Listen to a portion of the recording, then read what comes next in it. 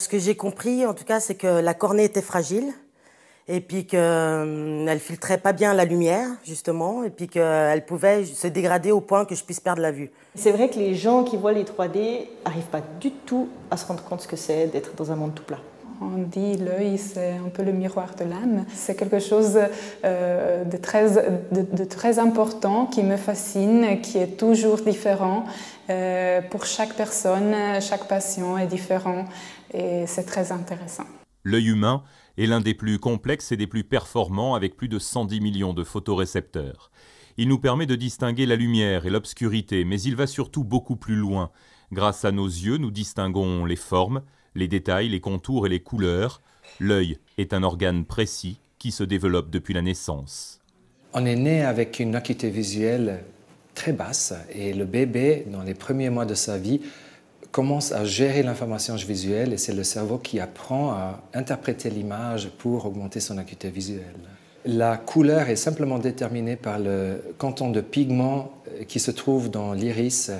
Et les pays nordiques qui ont besoin d'une protection un peu moins sévère envers la lumière ont souvent moins de pigments.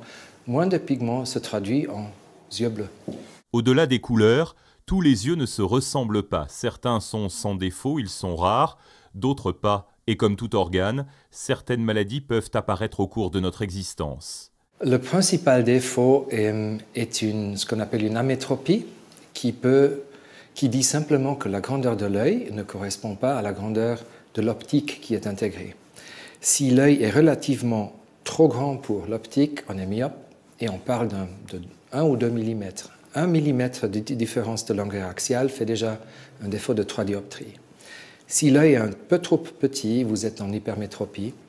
Et si la surface de l'œil ne correspond pas à une sphère, à un ballon idéal, mais plutôt à un football américain ou un œuf, on est dans un astigmatisme. Les lunettes et les lentilles, et étonnamment les lentilles existent depuis 130 ans, les lentilles de contact et les lunettes corrigent ces défauts majeurs de l'optique humaine, myopie, hypermétropie, astigmatisme. À côté de cela, il existe encore des dizaines de fautes d'ordre supérieur de l'optique qui ne peuvent pas être corrigées par ces moyens.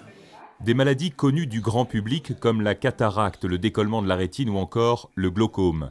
Pour dépister les défauts et les maladies de l'œil, les ophtalmologues procèdent à de nombreux examens qui vont de la simple acuité visuelle à la structure même de la cornée. Pour chaque patient, d'effectuer une anamnèse pour commencer. On pose des questions sur le suivi médical de la famille. On effectue un examen de la vue, l'acuité visuelle, qu'est-ce qu'il voit avec l'œil droit, l'œil gauche. S'il y a juste un défaut visuel, myopie, astigmatisme ou hypermétropie. En plus, on fait une topographie. La topographie, c'est un examen de la surface de la cornée, la couche intérieure de l'œil. Là, on peut déjà détecter beaucoup de pathologies, par exemple, entre autres le kératocone, une pathologie qui se présente sur la cornée. Des autres tests qu'on fait, c'est par exemple la barométrie. La baromètre, il nous donne aussi des réponses sur des éventuels défauts de la cornée ou bien de la lentille.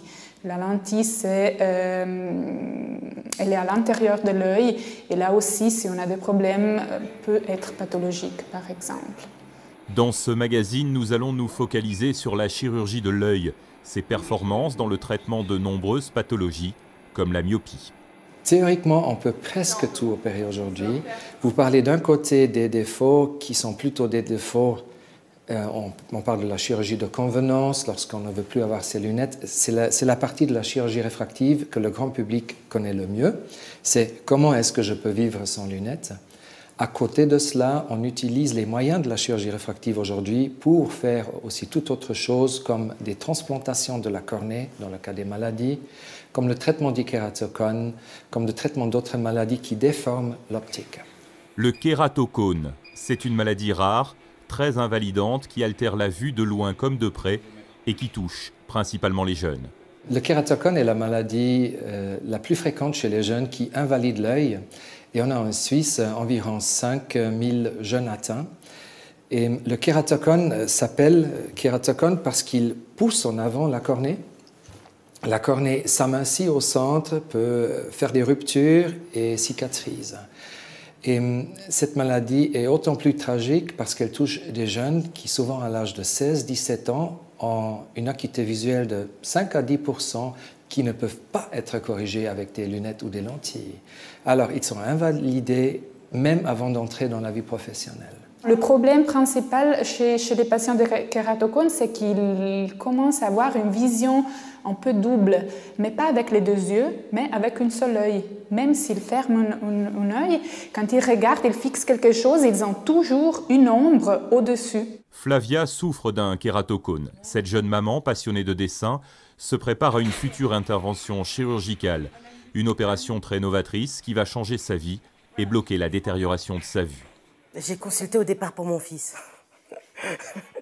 Bah oui, bah il a dit qu'il avait des problèmes aux yeux, qu'il avait mal à la tête après les cours, donc je me suis dit il a des problèmes. Et on a pris rendez-vous toute la famille, donc les enfants, moi, comme ça c'est fait. Et finalement, bah, les enfants ils ont rien, et moi j'ai un kératocone. Madame Dougou souffre d'un kératocone des deux côtés. Cette kératocone était de forme progressive, ça veut dire que c'était pas stable, il avançait. On a effectué des topographies à distance de 6 mois. On a vu qu'il y avait une progression, une péjoration de la pathologie. Alors, le but est d'essayer d'arrêter cette progression. Et dans ce cas, on a effectué une thérapie qui s'appelle le cross-linking. Et le but de cette thérapie, c'est d'arrêter la progression du kératocone. Vous allez bien? Bien. Oui. On y va?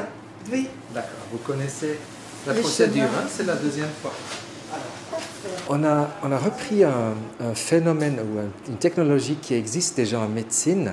Par exemple, en médecine dentaire, lorsque vous avez une cavité à cause d'une carie, le dentiste enlève la carie, met une masse encore assez molle et après endurcit la masse avec de l'UVA.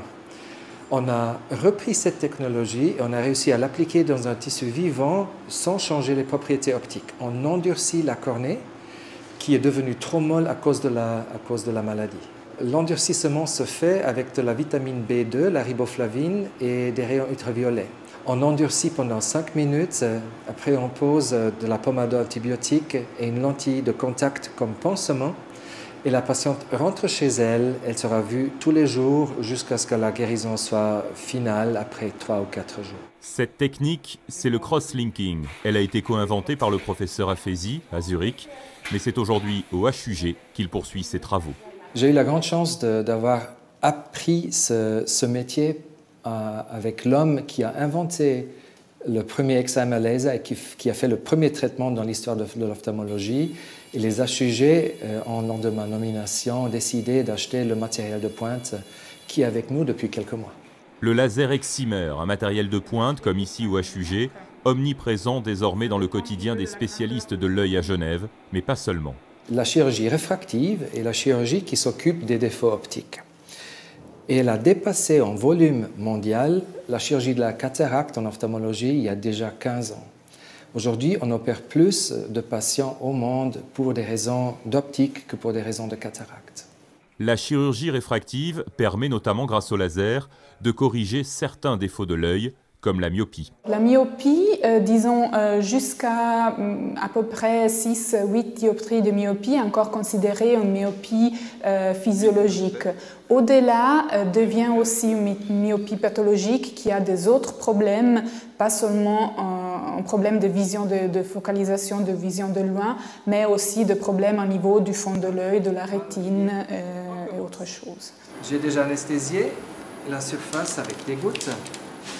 L'œil est complètement endormi, ça ne fait pas mal, c'est un peu inhabituel, c'est tout. Parfait. Et voilà, ça tire un peu sur les paupières, c'est tout à fait normal. Il faut juste bien relaxer, voilà. Et maintenant, revenir avec le menton, parfait. Là. Alors maintenant, Olivier vient la découpe avec le femtolaser. Comme je vous ai dit, ça ne fait pas mal du tout. Tout ce que vous allez sentir est une légère pression sur l'œil. Il suffit de 16 secondes au laser pour procéder à la découpe de la cornée. Le chirurgien la retire et applique ensuite le traitement médical adapté. Il repositionne la cornée qui mettra 1 année à cicatriser, mais sans influence pour le quotidien et la vue du patient. Voilà, c'est tout bon. Suite à des greffes de cornée, Stéphanie, originaire de Neuchâtel, est venue ici à Genève pour bénéficier de cette chirurgie réfractive. Une prescription médicale pour réparer ses yeux et donner une autre dimension à sa vie. Avant, j'avais plus du tout les 3 dimensions. Donc en fait, je vivais dans un monde tout plat. Le fait d'avoir passé de 8 à 32, ça me permet déjà de revoir les 3D, ce que je trouve déjà génial.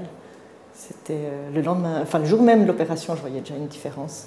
Et quelque part, c'est comme si on avait de nouveau un esprit d'enfant, parce que c'est justement, oh la forêt, ah tiens, c'est drôlement plus joli comme ça, puis bêtement regarder l'herbe par terre, puis je, oh ouais, c'est cool. Enfin, ouais, je pense que ceux qui étaient autour de moi devaient avoir l'impression que j'avais 5 ans par moment. Mais Dans les heures qui suivent, c'est très particulier, puisqu'en somme, la lumière du jour nous dérange énormément, donc c'est port de lunettes, même s'il pleut, et je dirais que j'ai jamais autant pleuré de ma vie. Je crois que j'ai pleuré pour toute mon existence, on va dire, dans les heures qui ont suivi, parce qu'on a les yeux qui coulent systématiquement. Yvan, lui, comme de plus en plus de patients, a souhaité, pour des raisons de confort, abandonner ses lentilles. Il a opté pour la chirurgie réfractive en avril dernier et regarde désormais devant lui avec des yeux neufs. La douleur, elle existe quand même. De vous dire que vous n'avez pas mal, ce serait mentir. Mais je dirais que c'est totalement acceptable. Et à partir du soir, moi je me suis opéré à 2h, à partir de 19h, les douleurs commençaient à s'estomper. Vous avez déjà l'impression de voir, vous ne voyez pas du tout à 100%, mais vous voyez déjà à 70 ou 80%. Et on a déjà l'impression de se dire, c'est incroyable, je viens de me faire opérer et puis je vois déjà. Et je dirais que le grand waouh, c'est quasiment 2 jours après, 1 jour après. Le lendemain, vous avez déjà quasiment une vue à 100%. Vous n'êtes pas entièrement à 100%, mais pour moi qui portais des lentilles, c'était Hollywood. Les techniques actuelles de pointe ne cessent de progresser en chirurgie. Les HUG à Genève sont en cours de création d'une banque de cornées pour favoriser les greffes.